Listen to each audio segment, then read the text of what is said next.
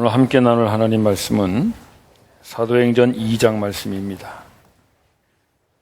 2장 1절에서 8절까지 말씀을 함께 하시겠습니다.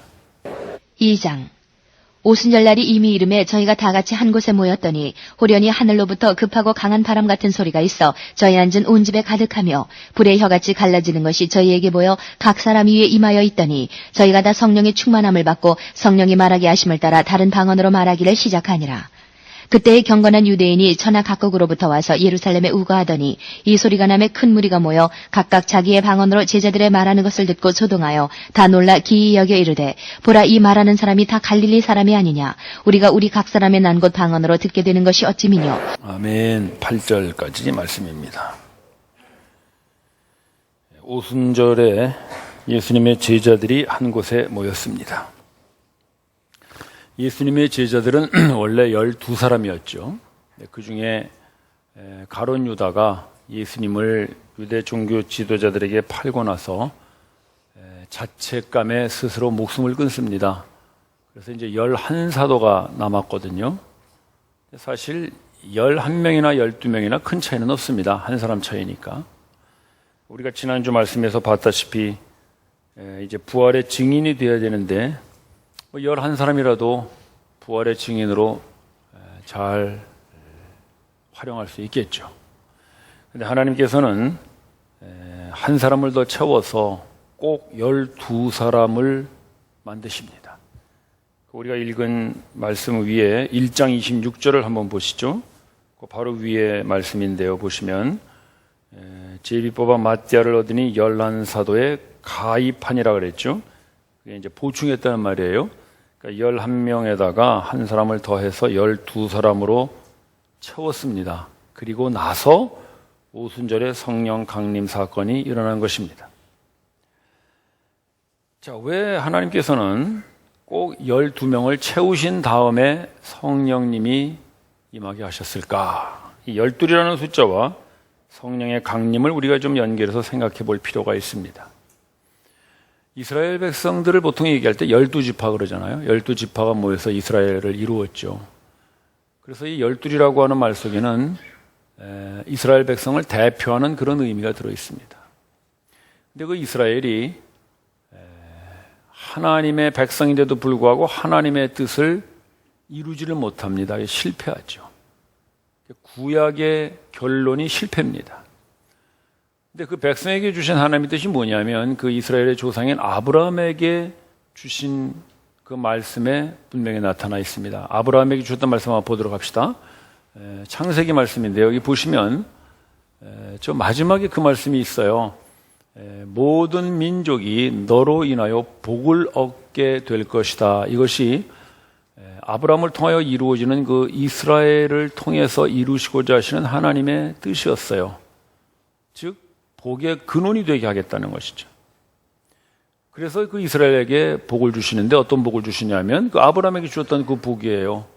저 위에 보시면 너를 축복하는 자를 내가 복을 주고 너를 저주하는 자를 내가 저주하겠다. 이게 하나님의 엄청난 약속이거든요.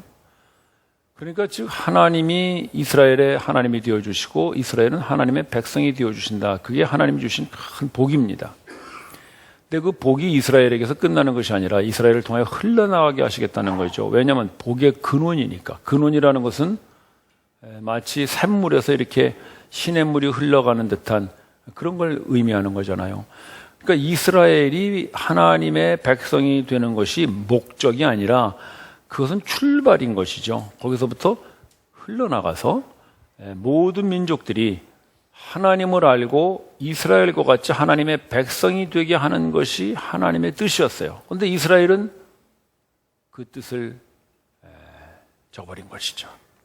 그래서 그 사람들은 많은 민족들에게 하나님을 잘 소개하고 너희들도 우리같이 하나님의 백성이 돼서 살아라라고 얘기를 해줘야 되는데 오히려 이방인들이 하나님의 백성이 되는 것을 막았어요. 그래서 이방인들이 성전에 들어오는 것도 막았고요. 전도하거나 뭐 이렇게 이런 거를 안 했어요. 이 사람들은 자기들만 선민이라고 해서 하나님의 복을 받고 그냥 만족하고 살았던 것이죠. 실패입니다. 그런데 그 이스라엘을 향한 하나님의 뜻은 비록 이스라엘이 실패했어도 계속 흘러가요. 그래서 구약은 비록 실패로 끝났지만 하나님께서 이제 신약을 시작하시는 거예요. 그 신약이 무엇으로 시작되냐면은 바로 이 12사도로 시작됩니다. 그래서 엄격히 치면은요, 예수님이 사시던 시대까지를 구약으로 보는 거예요. 그때까지는. 그리고 이제 이 사도행전 이때부터 신약으로 보는 거예요. 왜냐하면 이때부터 그 12사도로 인해서 새로운 이스라엘이 세워지기 때문입니다. 그게 바로 이 땅의 교회입니다. 교회가 신약의 시대를 여는 것이죠. 그래서 왜 꼭 12사도가 되어야 성령님이 임하시냐 하면은 12사도라는 것은 그 이스라엘의 실패한 12지파를 대신하는 거거든요. 그러니까 새로운 이스라엘이 세워졌을 때 거기에 성령님이 임하시는 거예요. 그 말은 우리에게 적용해 본다면 교회가 이루어졌을 때 성령님이 임하시는 것입니다. 성령님은 교회에 임하세요. 바꿔 말하면 성령님이 임하시지 않으면 교회가 아닙니다. 여러분, 우리는 오늘 교회로 모였습니다. 우리 교회죠? 그런데 성령님이 임하시지 않으면 교회가 아닙니다. 그 교회 목사님도 계시던데 아닙니다. 목사 가지고는 교회가 안 됩니다. 장로도 있고 뭐 직분자도 있고 훌륭한 예배당도 있습니다. 다 있습니다. 그러나 성령이 임하시지 않으면 교회가 아닙니다. 그건 그냥 종교 집단이죠. 제가 예전에 직장 생활할 때 저희 동료 중에 그런 얘기를 하는 사람이 있더라고요. 근데 교회 가자 그러니까 그 교회라는 게 그냥 사람들끼리 모여서 교제하는데 그냥 모여서 하기는 그러니까 하나님이라는 분이 계시다고 해놓고 모이는 그런 거 아니야 그러더라고요. 성령이 없는 교회는 그런 교회입니다. 그냥 우리들끼리 모이는 거죠. 근데 그냥 모이기가 좀 머쓱하니까 하나님 있다 그러고 십자가도 하나 걸어놓고 그냥 우리끼리 하자는 거예요. 교회가 아닙니다. 그냥 종교 집단이고 단체일 뿐이죠. 교회는 성령이 임해야 교회입니다. 근데 성령이 어디에 임하시냐면 바로 12사도가 모인 곳에 임했다는 거예요. 12사도가 어떤 사람들이에요? 모두 다 예수를 주로 고백하는 사람들이에요. 그 사람들이 모인 교회에 성령님이 임하십니다. 여러분, 예수를 주로 고백하십니까? 예수를 여러분들의 구원자로 믿으십니까? 그러면 성령님이 임하시는 줄을 믿으십시오. 그래서 성령이 우리에게 임하시는 거예요. 기도 많이 해서 임하는 거 아니고, 성령 달라고 떼굴떼굴 굴러서 임하는 거 아니고, 교회가 모이는 곳에 성령이 임하십니다. 약속의 말씀입니다. 따라서 우리는 성령이 임하는 교회임을 항상 잊어서는 안 됩니다. 그래서 우리는 언제나 성령의 음성에 귀를 기울여야 하고 성령의 인도하심에 민감해야 합니다. 우리끼리 모여서 뭐 회의하고 뭐 교제하고 아무리 해봐야 성령이 거기에 없으면 그거는 그냥 집단이죠. 종교단체입니다. 교회가 아닙니다. 성령이 임하셔요. 교회는 성령이 임하셔요. 성령이 임하시면 어떻게 되느냐? 자, 봅시다. 4절 한번 보시죠. 저희가 성령의 뭘 받아요? 충만을 받아요. 여러분 잘 보세요. 성령이 임하시면 성령 충만을 받습니다. 성경 말씀이에요. 우리가 자주 오해하는 게 뭐냐면 성령이 임하셨어. 근데 충만하지는 않다는 거예요. 이게 자꾸 성령의 임하심과 성령 충만을 구분해서 생각해요. 그래서 뭐 성경 공부 교재 같은 데 보면 그런 거 있죠. 성령이 내주는 하시는데 충만함을 위해서는 뭐뭐뭐 이런 걸 해야 된다. 이렇게 뒤에 있는 성경 공부 교재를 봤는데 여러분 그렇지 않습니다. 잘 보세요. 성령이 임했어요. 성령이 임했는데 어떻게 됐어요? 성령 충만을 받았어요. 성령님이 임하시면 거기에 성령 충만이 이루어질 줄을 믿으십시오. 성령님은 임하시면 우리를 충만하게 채우세요. 충만의 반대는 뭐라고 해야 될까요? 부족이라고 해야 될까요? 뭐 쉬운 말로 하면 째째하다고 해야 되겠죠. 성령이 임하시긴 했는데 째째하게 그냥 조금만 야 뭐 요 정도만 채워줄게. 나머지는 네가 좀 더 기도 많이 하고 성령을 많이 사모하면 내가 좀 더 보너스로 채워줄게. 그런 것이 아니라 성령님이 임하시면 그냥 흠뻑 채우시는 거예요. 여러분들의 영혼과 여러분들의 육체와 여러분들의 생애와 여러분들의 발끝부터 머리끝까지 온 모든 여러분들의 전 생애를 꽉 채우시는 성령님이 주시를 믿으십시오. 성령 충만이 이루어지는 거예요. 따라서 교회가 모이면 성령이 임해요. 성령이 임하면 성령 충만이 이루어져요. 여러분, 우리가 교회로 모였습니다. 성령이 임하신 줄을 믿습니까? 그럼 여기에 성령 충만이 이루어진 줄을 믿으십시오. 성령 충만을 우리에게 지금 부어주시는 거예요. 성령 충만을 위하여 뭘 하는 것이 아니라 지금 이 자리가 여러분들이 성령 충만을 받는 자리인 줄을 믿으십시오. 자, 우리 4절 다시 보세요. 성령 충만을 어떻게 했어요? 받으니 성령 충만은 어떻게 하는 거예요? 받는 거예요. 여러분 잘 보세요. 우리는 성령 충만을 조금 만들려고 그래. 성령이여 충만히 채우소서 이렇게 우리는 간구해서 우리가 그 성령 충만을 만들어내려고 하는데, 여러분 성령 충만이 여러분들이 만들어내는 게 아니에요. 성령 충만은 성령님이 여러분들을 채우시면 받는 것인 줄을 믿으십시오. 수동태예요. 수동태. 우리 그냥 받는 거예요. 제가 이 말씀을 묵상하면서 이걸 어떻게 우리 형제자매들에게 좀 쉽게 설명할 수 있을까?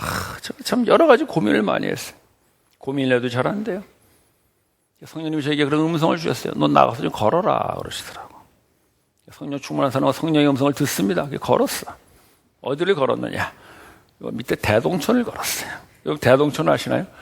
거기 개천 새로 싹 만들어가지고 그 수풀이 쫙 있어요. 거기를 이렇게 제안해가고 걸었어요. 걷는데 딱 그 수풀 길에 들어가니까 공기가 다릅니다. 여러분 한번 가보시기 바랍니다. 예배 마치고 그냥 집에 가지 마시고 한번 쭉 걸어서 가보세요. 공기가 얼마나 신선한지 몰라. 막 마셨어 제가. 뱃속까지 막 공기가 확 들어오더라고. 그런 생각이 드는 거야. 아, 공기가 충만하구나. 그런 생각이 들어요. 그 숲을 그 길은요 공기가 충만해. 근데 그 충만한 공기를 누가 만들었어요? 내가 만들었나요? 아니에요. 숲에서 뿜어내는 그 산소 때문에 아주 신선한 공기가 충만하게 채워지는 거예요. 여러분, 신선한 공기는 자연이 만드는 거예요. 우리는 뭐예요? 마시면 되는 거예요. 자연이 만들어낸 공기를 그냥 마시면 되는 거예요. 우리가 그 공기를 만들 수도 없지만 만들려고 할 것도 없어요. 근데 안타까운 게 하나 있었어요. 담배 피는 사람이 있더라고. 야, 참 아쉽대. 그것도 좀 공기 탁한 데 가서 피면 오히려 괜찮을 텐데. 하필 이 신선한 공기를 한번 마셔야 되는 이 자리에서 담배 피고 있으니 아무리 공기가 충만한들 저 사람 어째 마시겠나 싶더군요. 여러분, 신선한 공기 하나도 우리가 못 만드는데 하물며 하나님의 영이신 성령의 충만을 우리가 만들 수가 없어요. 성령 충만은요, 그냥 성령님이 만들어주시는 그 성령 충만을 그대로 마시는 것인 줄을 믿으십시오. 담배 피지 마시고 지금 이 시간 여러분들의 그 성령 충만을 받는 것을 막는 어떤 그런 그 연기 같은 것들, 그런 그 간사한 것들, 그런 걱정들, 염려들, 근심들, 그런 담배연기 같이 우리의 코를 간질간질하게 만드는 그런 거 하지 마시고 지금 부어주시는 성령 충만을 그대로 들이마시시기를 바랍니다. 성령 충만은 받는 것입니다. 만드는 게 아닙니다. 그냥 부어주신 대로 받아들이는 것입니다. 감사합니다고 받아들이는 것입니다. 성령 충만. 바울 사도가 그 얘기한 거죠. 술 취하지 말라 이는 방탕한 것이니 성령 충만을 받으라. Be filled with the Holy Spirit. 수동태를 말하는 거야. 수동태. 너는 그냥 받으라 이거예요. 네가 성령 충만의 주체가 아니다. 너는 받는 것이다. 여러분, 오늘 여러분들에게 성령이 충만하게 채워주실 줄을 믿으십시오. 그냥 받으세요. 제발 마음속에 담배 피지 마시고, 제발 마음속에 나한테는 성령 충만이 안 올 것 같아. 그냥 내 생각 좀, 내 근심, 내 걱정 이런 것 좀 하고 앉아 있지 마시고 그냥 부어주시는 성령 충만을 그대로 받아들이시길 바랍니다. 그 신선한 공기는 그 숲속에서 마음껏 마시듯 마음껏 여러분 성령 충만을 받으시기를 바랍니다. 성령 충만을 받는 거예요. 인간의 노력, 인간의 애씀, 인간의 발버둥과 전혀 관계없이 성령님이 만들어 놓으신 그 성령 충만을 그냥 여러분들이 받아 마시는. 그래서 우리 모두 성령 충만한 거예요. 난 기도가 부족해서 안 되는 것 같아. 나는 뭐 교회 어쩌다 한 번씩 오는데 되겠나? 여러분, 성령 충만은 여러분들의 자격이나 여러분들의 수준에 의해 결정되는 것이 아니에요. 성령 충만은 성령님이 결정하세요. 교회가 모일 때 성령님이 임하시고 성령님이 임하시면 그 모두를 꽉 채우실 줄을 믿으십시오. 2절을 보세요. 성령이 어떻게 임하셨어요? 호련히. 호련이라는 게 뭐예요? 갑자기, 불현듯. 전혀 예상치 않았어요. 이 사람들이 성령 충만 받으려고 모인 게 아니에요. 오순절이었기 때문에 모였어요. 오순절은 유대인들의 그냥 절기잖아요. 절기라서 모인 거예요. 예수님 몇 날 못 뛰어 성령 세례를 받으리라 말씀하셨지만 그날이 이날일 줄은 이 사람들은 생각을 못한 거예요. 그냥 모였어요. 그런데 호련히, 갑자기 그냥 임하신 거예요. 여러분, 우리는 오늘 교회로 모였어요. 여기에 성령 충만 받으려고 오신 분 아마 몇 분 안 계시리라고 제가 생각해요. 주일이니까 그냥 교회 가야지. 오셨어요. 좋아요. 여러분들이 기대 안 하셔도 괜찮아요. 여러분들은 기대 안 해도 성령님은 여러분들을 충만하게 채우실 줄을 믿으십시오. 호련히, 갑자기. 아니, 나는 평생 오늘 처음 교회에 와봤는데 바로 오늘이 당신에게 갑자기의 그날이 될 줄을 믿습니다. 갑자기 일어나는 거예요. 성령님이 임하시는 거예요. 그래서 갑자기 임하셔가지고 어떻게 했어요? 2절에 보시면 급하고 강한 바람 같은 소리가 그 방을 꽉 채웠어요. 그 집을 꽉 채웠어요. 그 집을 꽉 채웠다는 건 뭐겠어요? 그 집 속에 있는 사람들이 모두 다 그 소리를 들었다는 거죠. 성령님이 임하시면은요, 그 성령의 소리를 거부할 수가 없어요. 급하고 강한 바람 같아. 거부할 수가 없어. 다 듣는 거예요. 따라서 성령이 임하시면은요, 성령의 소리가 들려요. 어떤 사람은 들리고 어떤 사람은 안 들리고 그런 것이 아니라 다 들을 수밖에 없어요. 그걸 저항할 수 없는 소리라고 해요. 거부할 수 없는 소리. 바울 사도가 다메섹 도상에서 성령의 소리를 듣지요. 사울아, 사울아, 네가 왜 나를 핍박하느냐. 부활하신 예수님을 만나는 순간 그 성령의 음성을 듣습니다. 거부할 수가 없어요. 바울이 어떤 사람이었어요? 예수님 믿는 사람 잡아 죽이는 사람이었잖아요. 근데 그 순간에는 거부할 수가 없어요. 성 어거스틴이 성령의 음성을 들었어요. 어느 날 그가 깊은 방황 속에 빠져 있었을 때 갑자기 바깥에서 막 애기 우는 소리가 들렸다 그래요. 그래서 시끄러워서 뛰어나갔는데 갑자기 마음속에 네 옆에 책을 집어 들어라 하는 어떤 음성이 들렸어요. 책을 잡아 들었어요. 성경이었어요. 펴서 읽었는데 바로 우리가 조금 전에 제가 소개해드린 에베소서 5장 18절 술 취하지 말라 이는 방탕한 것이니 성령의 충만을 받으라. 그가 술 취하고 방탕했던 그 자신이 그 음성을 들은 거예요. 그 한마디가 그의 생애를 바꿨어요. 저도 젊었을 때 어느 날 성령의 소리를 들었어요. 그 전까지만 해도 아무리 읽고 봐도 참 잘 모르던 성경 말씀이 어느 날 들리기 시작하는 거예요. 읽히는 게 아니라 들리는 거예요. 난 지금도 그 순간을 잊을 수가 없어요. 그 말씀이 들리는 거예요. 내 영혼과 내 마음과 내 귀에 들리는 거예요. 아, 이게 어떻게 된 거예요? 이게 말씀이 기록된 말씀이었는데 이게 살아서 움직이는 거예요. 살아서 움직이면서 이 말씀이 나에게 들리는 거예요. 그리고 그 말씀이 하나님께서 나에게 해주시는 개인적인 말씀으로 들리는 거예요. 성령이 충만하게 임하면 소리가 들려요. 성령의 음성이 들려요. 길 갈 때도 들려요. 운전할 때도 들리고요. 들리는 거예요. 부부싸움 할 때도 들려요. 난 부부싸움에서 제 아내를 통해서 성령의 음성을 가끔 들어요. 참 성령님은 좀 짓궂으신 데가 있나 봐. 마누라가 막 앙칼지게 얘기하는데 소리를 지르고 싶은데 성령의 음성으로 들려요. 어쩔 수가 없지. 내가 들어야지. 성령의 음성을 듣는 거예요. 또 3절에 보시면 갈라진 불의 혀 같은 것이 각자에게 어떻게 됐어요? 보였어요. 보였어요. 여러분, 우리가 성경 읽을 때 동사를 읽는 게 참 중요해요. 자, 2절에서는 성령의 소리가 들렸어요. 3절에서는 성령이 보였어요. 성령이 임하시면 보여요. 뭐가 보여요? 17절 한번 봅시다. 17절.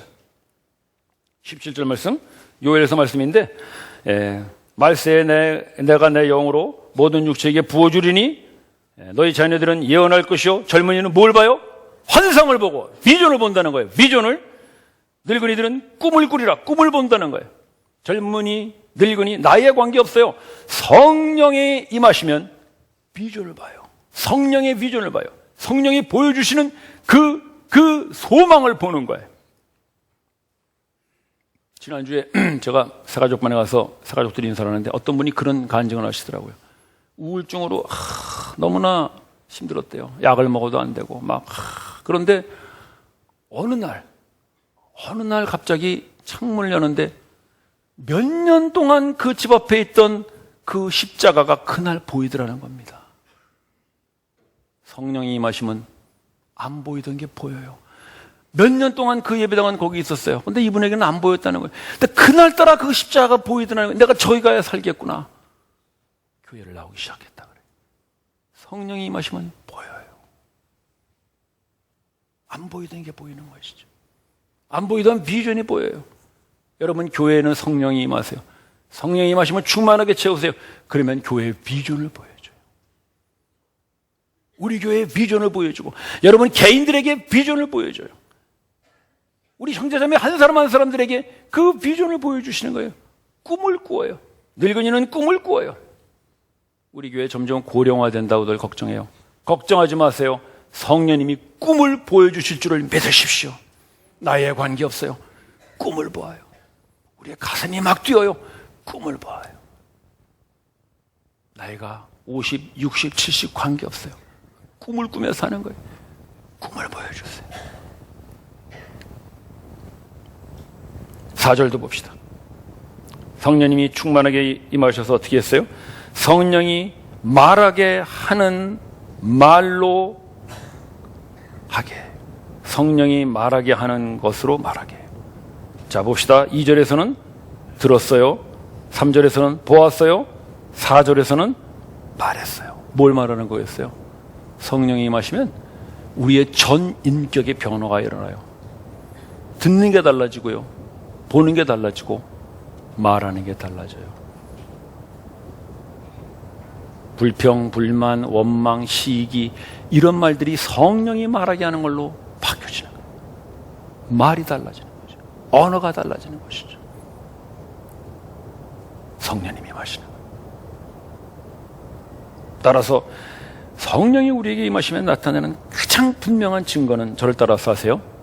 듣는 거, 보는 거, 말하는 거, 이게 달라지는 변화를 말하는 거예요. 그래서 이 사도들이 성령의 음성을 듣고 성령의 보여주신 것을 보고 성령의 말하는 것을 말하면서 그들이 변화된 인생을 삽니다. 성령이 하시는 일이죠. 교회가 해야 하는 일이 뭐예요? 성령의 음성을 들어야 되는 거예요. 성령이 보여주시는 비전을 보는 것이고 성령이 말하게 하시는 것을 말하는 것이죠. 성령이 말하시는 게 뭐예요? 11절 한번 봅니다. 11절에 보시면 후반부에 그 모인 사람들이 하나님의 큰 일 말함을 듣고 있어요. 그러니까 성령이 말하신다는 게 뭐겠어요?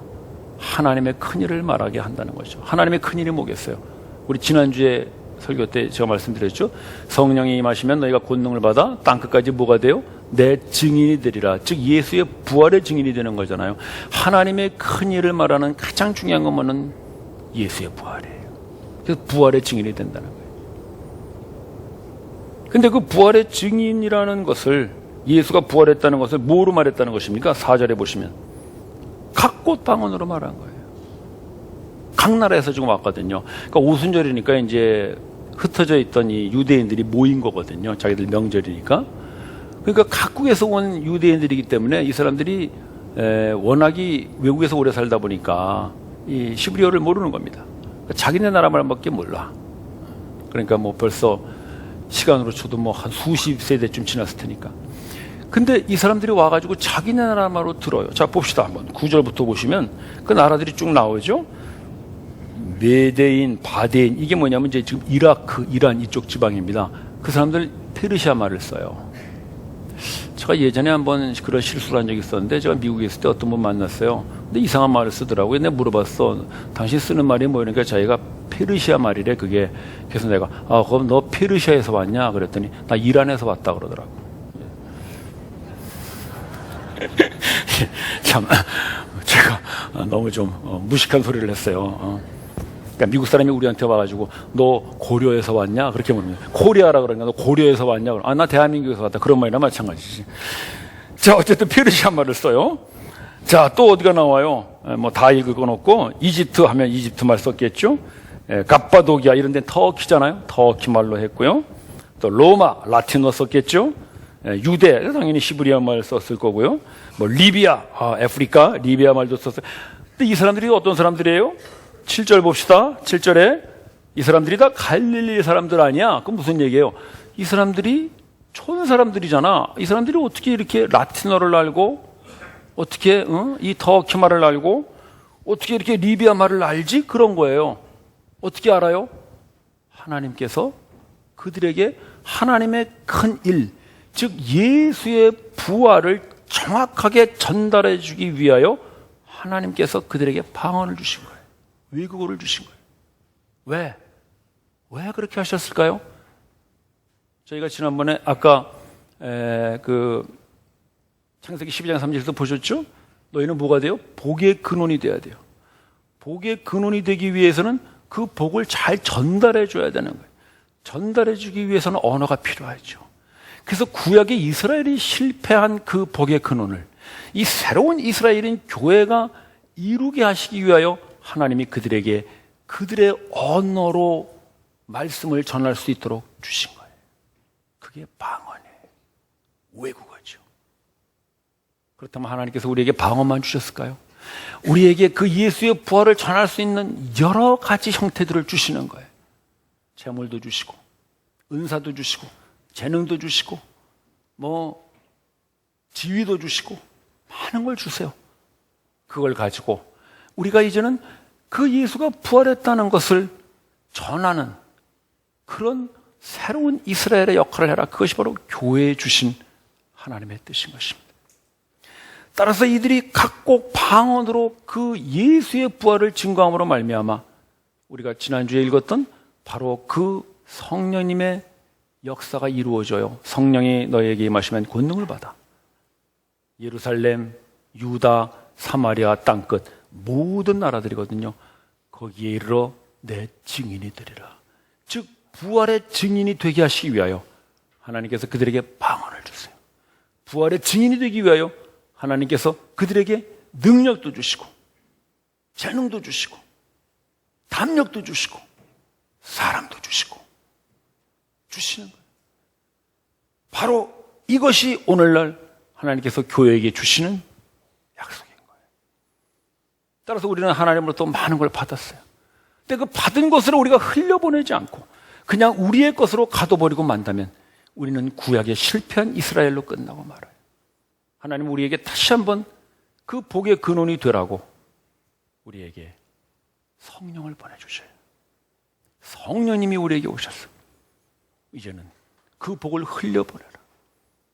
바로 예수의 부활. 죽은 자가 다시 살아나고 넘어지는 자가 다시 일어나고 실망한 자가 다시 소망 얻고 병든 자가 고쳐지고 아픈 자가 치유되고 비록 죽었다 할지라도 다시 살아나는 부활. 그 예수께서 모델로 보여주신 그 부활을 너희들만 가지고 좋아서 잊지 말고 흘려라. 내보내라. 복의 근원이 되라. 그것이 바로 성령님이 우리에게 임하신 이유인 것입니다.